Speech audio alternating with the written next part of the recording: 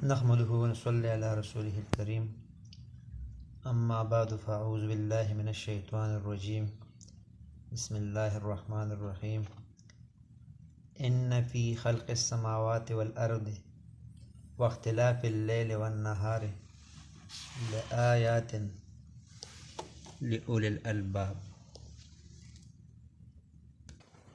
عزیز طلباء، آج ہم فرسٹ ایئر کے اسلامیات کا 5واں درس شروع کر رہے ہیں۔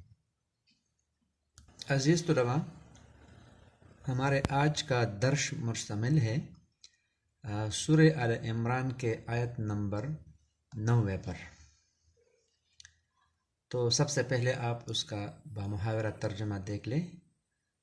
اللہ رب العزت اپنے کلام میں سورۃ آل عمران کے آیت نمبر 190 میں فرماتے ہیں کہ ان فی خلق السماوات والارض، بے شک آسمانوں اور زمین کے بنانے میں،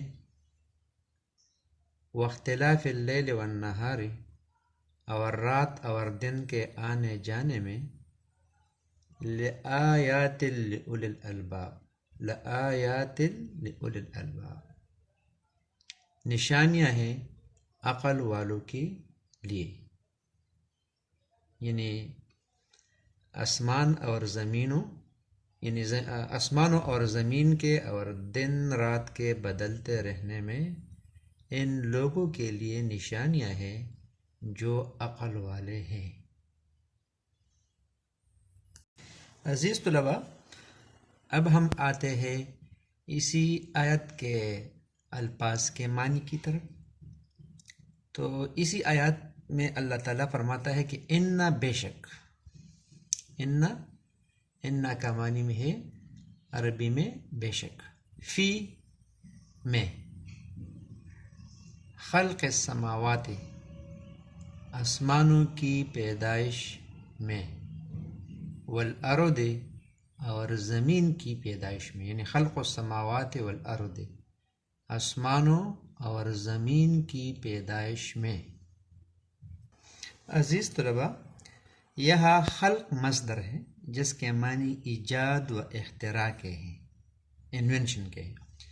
معنی یوں ہوئے کہ آسمان اور زمین کے پیدا کرنے میں اللہ تعالیٰ کی بڑی نشانیاں ہیں، اس لیے اس میں تمام وہ مخلوقات اور مصنوعات باری تعالیٰ بھی داخل ہو جاتی ہے جو آسمان اور زمین کے اندر ہیں۔ پھر ان مخلوقات میں قسم قسم کی مخلوقات ہے جن میں ہر ایک کے خواص و کیفیات علیحدہ علیحدہ ہے، اور ہر مخلوق اپنے خالق کی پوری طرح نشاندہی کر رہی ہے۔ واختلاف اللیل والنہار،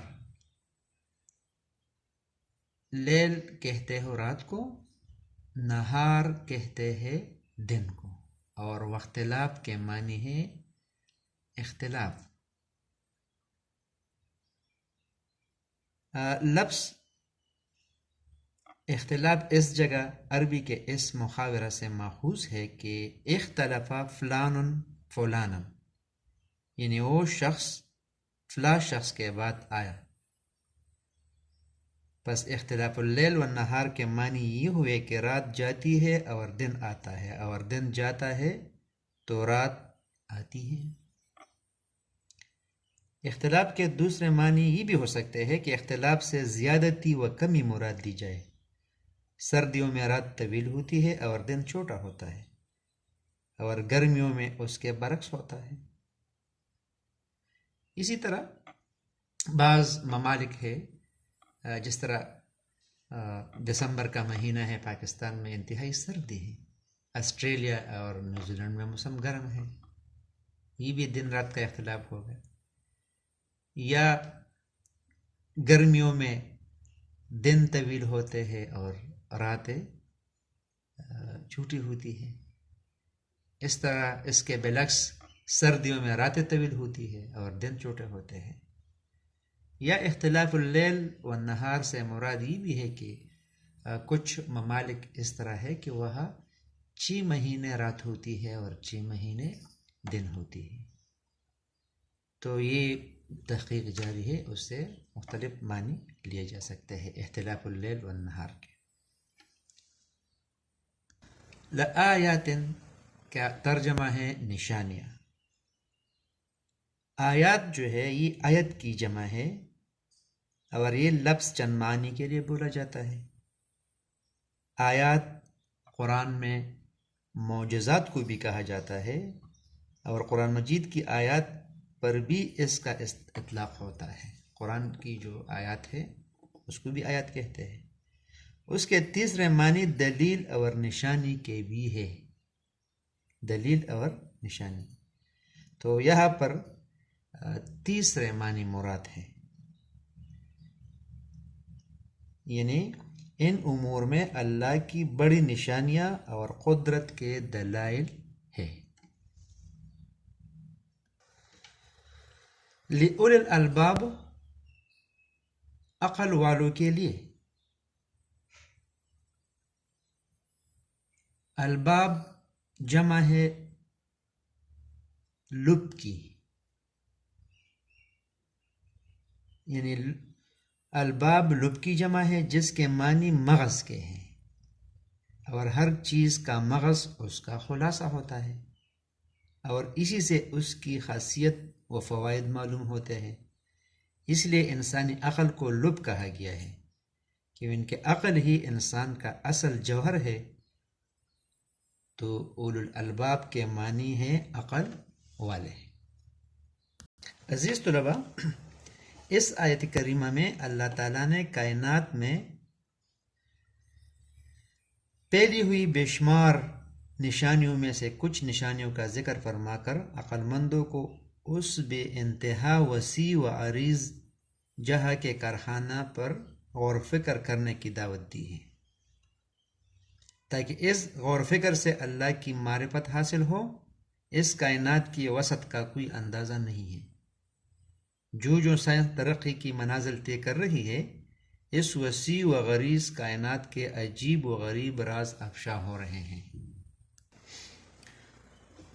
عقل مندی کا تقاضا یہ ہے کہ آدمی یقین پیدا کرے کہ یہ ساری وسیع و منظم کائنات ضرور کسی ایک قادر مطلق فرمانروا اور مختار کل کے ہاتھ میں ہے، جس نے اپنی عظیم قدرت و اختیار سے ہر چھوٹی بڑی مخلوق کی خط بندی کر دی ہے، اور کسی چیز کی یہ مجال نہیں کہ اپنے دائرہ عمل سے باہر قدم نکال سکے۔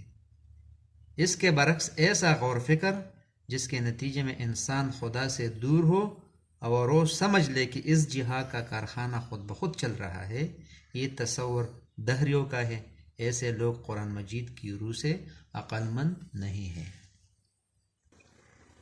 عزیز طلباء، ایک مرتبہ امام ابو حنیفہ رحمہ اللہ کے دور میں ایسا ہوا کہ امام ابو حنیفہ رحمہ اللہ کا ایک دہریہ سے مناظرہ ہوا۔ دہریہ ایتھیسٹ وہ لوگ ہوتے ہیں جو اللہ تعالیٰ کے وجود کے منکر ہیں۔ تو امام صاحب کا اس سے مناظرہ ہوا، اس کے لیے ٹائم کا تعین ہو گیا، اور وقت کا تعین ہو گیا، اور جگہ کا بھی تعین ہو گیا۔ تو جس وقت مناظرہ کے لیے ٹائم فکس تھا، تو امام صاحب قصداً 1 گھنٹہ بعد وہاں پہنچے۔ تو لوگ بھی انتظار کر رہے تھے، دہریہ بھی انتظار کر رہا تھا۔ تو امام صاحب جہاں پہنچے تو دہریہ نے آبجیکشن کیا کہ آپ کیسے مسلمان ہیں، آپ ٹائم کے پابند نہیں ہیں، آپ تو آدھا گھنٹہ یا گھنٹہ لیٹ پہنچے۔ تو امام صاحب نے اس طرح عقلی جواب دیا کہ میں جب راستے میں آ رہا تھا تو راستے میں دریا آ گیا، وہاں پر کوئی کشتی وغیرہ نہیں تھی، میں انتظار کرنے لگا، تو اچانک ایک درخت خود بخود وہ چیری گئی، اس سے تختے بن گئے، اور پھر وہ تختے اکٹھے ہو گئے اور کشتی بن گئی۔ پھر میں اس کشتی میں سوار ہوا اور بغیر ملاح کے وہ اس کنارے سے اس کنارے پر پہنچی، اور میں نے دریا کو عبور کیا، یہاں پہنچا، اس لیے میں لیٹ پہنچا۔ تو اس دہریہ نے کہا کہ یہ کیسے ہو سکتا ہے، یہ تو بالکل ناممکن ہے کہ درخت کاٹی جائے اور اس سے کشتی بن جائے، اور وہ خود بخود کشتی بن کر اور بغیر ملاح کے وہ چلنے لگی. تو امام صاحب یہ سب کچھ عقلی دلیل کے طور پر کر رہا تھا. تو اس نے کہا کہ جب یہ معمولی کام، کشتی معمولی چیز ہے، اس اتنے عظیم، منظم اور مربت اور بڑے کائنات کے مقابلے میں ایک کشتی معمولی چیز ہے.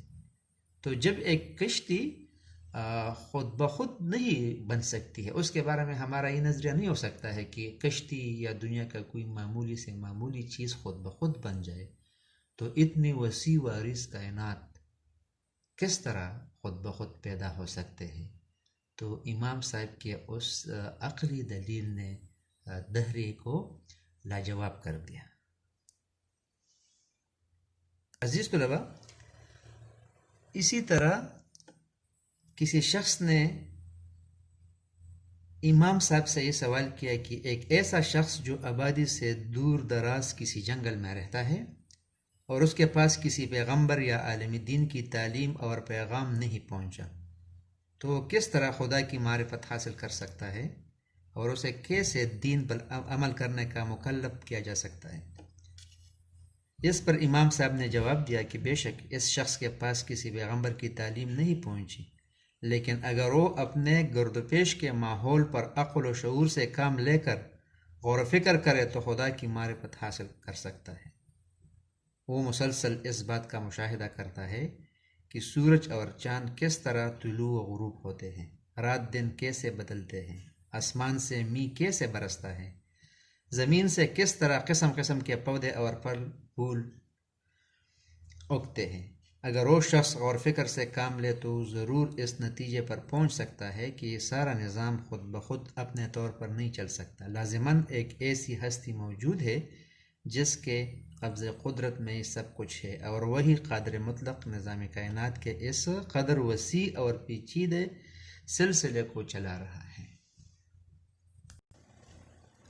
عزیز طلباء، اس کے بعد قرآن کے اسی آیت کے نیکسٹ جو آیت ہے اس میں اللہ رب العزت فرماتے ہیں کہ الذین یذکرون اللہ قیاما وقعودا، یعنی اسی آیت میں عقل مندوں کی طرف اشارہ کیا. آگے فرماتے ہیں کہ عقل مند وہ لوگ ہیں جو اللہ کو یاد کرتے ہیں قیاما وقعودا، کھڑے اور بیٹھے، وعلی جنوبہم اور کروٹ پر لیٹے ہوئے، اور یتفکرون فی خلق السماوات والارض، اور آسمان اور زمینوں کی پیدائش پر سوچتے ہیں، فکر کرتے ہیں، تحقیق کرتے ہیں. اور پھر آخر میں کیا فرماتے ہیں؟ ربنا ما خلقت ھذا باطلا، کہتے ہیں کہ اے رب ہمارے، تو نے یہ عبث نہیں بنایا، سبحانک فقنا عذاب النار، تو پاک ہے سب عیبوں سے، سو ہم کو بچا دوزخ کے عذاب ہے.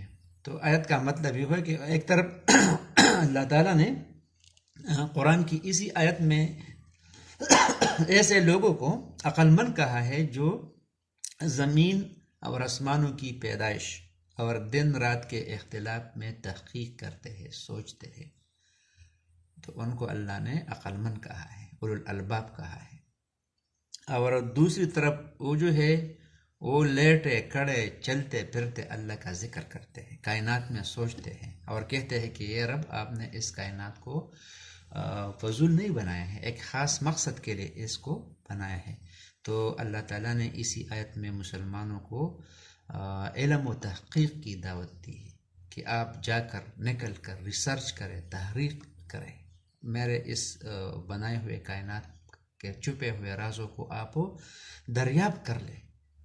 علامہ اقبال نے بھی اس طرف اشارہ کیا تھا کہ محبت مجھے ان جوانوں سے ہے، ستاروں پہ جو ڈالتے ہیں کمن، یعنی ایسے نوجوان مجھے پسند ہے جو آسمان میں کائنات میں چھپے ہوئے رازوں کو ڈسکور کرے، اس کو کنٹرول کرے. لیکن سوچ یہ تحقیق ایسے ہونی چاہیے جو ایک انسان کو، ایک مسلمان کو اللہ کے زیادہ قریب کر دے، نزدیک کر دے. ایسا تحقیق نہیں ہونا چاہیے جو ایک انسان کو اس ذات سے، اس ہستی سے دور کر دے جس نے اس کائنات کو اور اس انسان کو بنایا. تو اللہ تعالی ہمیں وہ علم اور تحقیق نصیب کرے جو ہمیں اللہ تعالیٰ کے اور نزدیک کر. وما علینا الا البلاغ.